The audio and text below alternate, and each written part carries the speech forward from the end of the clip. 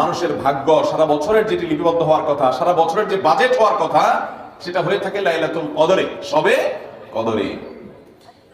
মধ্য শাবানের রাত, এ রাতে আল্লাহ তাআলা মানুষকে সাধারণ ক্ষমা ঘোষণা করেন।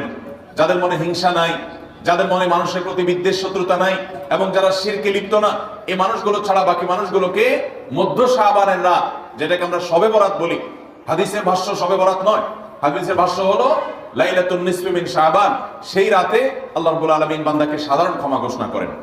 এটা একটা ভিন্ন বিষয়। কিন্তু বছরের সবচেয়ে শ্রেষ্ঠ রাত হলো লাইলাতুল কদর, যেই রাতে আল্লাহ তাআলা বান্দার ভাগ্য ঠিক করেন।